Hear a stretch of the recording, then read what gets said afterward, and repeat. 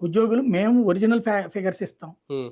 మీరు మీ ఇష్టం. మీరు ఎట్లా అన్వయించుకుని చెప్పుకుంటారో చెప్పుకోండి. ఇప్పుడు నేను లేకపోతే చంద్రబాబు గారు 14,00,000 కోట్లు అన్నట్టు స్టేట్మెంట్ రాసి ఇచ్చేయాలిగా ఆళ్ళు. అవును. వాళ్ళు డీటెయిల్డ్‌గా ఇదిగో ఒరిజినల్ అప్ ఇది. హ్మ్. కేంద్రానికి మనం ఇచ్చిన ఎఫ్ఆర్‌బిఎం హ్మ్. ప్రకారం. ఇదిగో ఇది కార్పొరేషన్‌లది. హ్మ్. ఇదిగో బిల్లులు ఇది. హ్మ్. మీ ఇష్టం మీరు చెప్పుకోండి అన్నారు గానీ ఆళ్ళు నెత్తిన పెట్టుకోలా. హుహు. ఎందుకంటే ఎవడు శాశ్వతం కాదు. హ్మ్. ఒకటి నెత్తిన పెట్టుకొని ఇప్పుడు చూడండి ఉద్యోగులు జైలు పాలవుతున్నారు. అదే కదా! ఉద్యోగులు శాఖాపరమైన చర్యలకి బలవుతున్నారు. మధ్యలో ఆల్బరైపోతుంది. మాకెందుకు వచ్చింది దరిద్రం అనుకుంటున్నారు ఆళ్ళు. హ్మ్. అందుకనినే ఏదైనా సరే రూల్ ప్రకారం హ్మ్. నీకు స్థలం కావాలా? రూల్ ప్రకారం అప్లికేషన్ పెట్టుకో, తెచ్చుకో.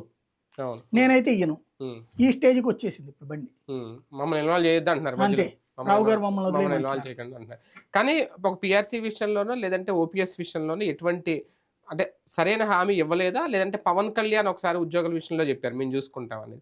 దానికి దీనికి సంబంధం ఉండదా ఇప్పుడు వాళ్ళ వాళ్ళ పరిస్థితి ఏంటి? మీకు ఇప్పట్లో ఏముండదండి. ఒక 2, 3 నెలలు అంటే పోయాక మొన్నటి వరకు ఆళ్ళు చేసిన మళ్ళీ పోరాటం ఉద్యోగ అదే కదా! సంఘాలకు సంబంధించినటువంటోళ్ళు ప్రచారం కావాలని కోరుకున్నప్పుడు, హ్మ్.